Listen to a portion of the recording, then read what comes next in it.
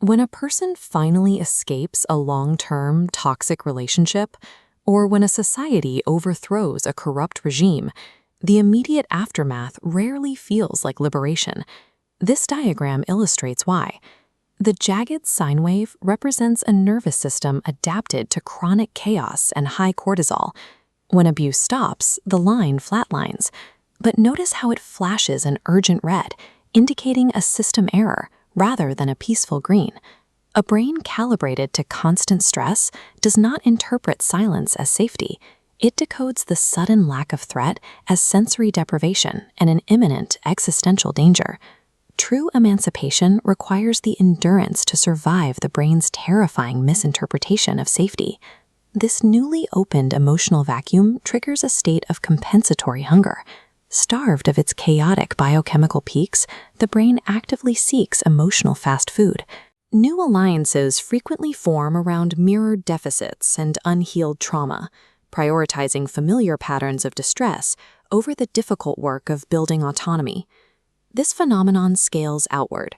Macro-political structures, entire societies and electorates behave as collective nervous systems, obeying these exact same biological imperatives. To understand political populism, the choices of an electorate, and the grip of autocratic regimes, we have to map the neurobiology of intimate panic. Consider the somatic symptoms culture associates with love at first sight or intense chemistry, an accelerated pulse, hyperventilation, and severe stomach spasms. Cognitive science and neurobiology classify these exact physical markers differently. They are the biological signature of fear and panic. In 1974, psychologists Donald Dutton and Arthur Aaron demonstrated this on the Capilano suspension bridge, a clear physical threat due to its extreme height. Men who crossed this swaying, dangerous bridge and were then interviewed by a female researcher consistently misattributed their height-induced adrenaline surge as romantic attraction toward her. When an emotionally vulnerable person meets a highly unstable partner, their amygdala triggers a fight or flight response. Desperate for connection, their mind mislabels this primal biological terror as a fatal attraction. Anthropologist Dr. Helen Fisher mapped the neural pathways of romantic attraction and rejection using functional MRI scans. She found that painful romantic rejection activates the ventral tegmental area in the exact same pattern as cocaine withdrawal. This chemical dependency thrives on intermittent reinforcement. A massive cortisol spike, labeled conflict, is followed by a steep drop to zero, the honeymoon phase. Exactly where cortisol drops, a disproportionate wave of dopamine surges. The sudden absence of threat creates a massive chemical reward. The nervous system literally becomes addicted to the cycle of trauma. Victims remain fiercely loyal to their abusers because the abuser controls the conflict, making them the exclusive source of dopamine relief.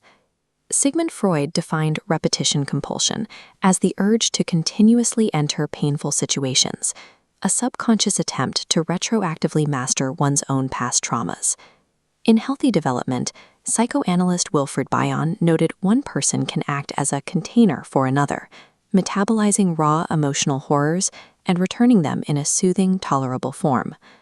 But two hypervigilant, damaged nervous systems cannot contain each other.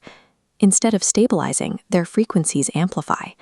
They become trapped inside a suffocating, closed boundary psychoanalysts call the claustrum. Behaviorally, this traps them in the Karpman drama triangle. One partner plays the white knight, trying to rescue the other. When the partner fails to be fixed, the knight becomes enraged and rotates into the persecutor. Confusing shared trauma with authentic intimacy creates a mutual hostage situation. It yields endless toxic drama, but zero actual structure. Shift this scale from the bedroom to the ballot box. Nations undergoing severe economic transitions or a loss of identity enter the exact same hypervigilant deficit mode. The psychoanalyst Erich Fromm called this social masochism. When masses cannot bear the crushing anxiety and isolation of freedom, they demand authoritarian submission. The geopolitical equivalent of the toxic partner relies on what historian Timothy Snyder terms sadopopulism and the politics of eternity. Autocratic leaders intentionally administered domestic pain, stagnation, and loss to their own people. They then channel the resulting anger toward fabricated enemies and outgroups. This is political intermittent reinforcement. The electorate trades real institutional progress for the dopamine hit of watching a targeted group suffer more than they do. Populism functions as the macro equivalent of emotional fast food, a temporary fix for a collective wound that prioritizes high-intensity stimuli over actual policy. Breaking a trauma bond, whether micro or macro, cannot be achieved by trying to control the abusive partner or the autocrat.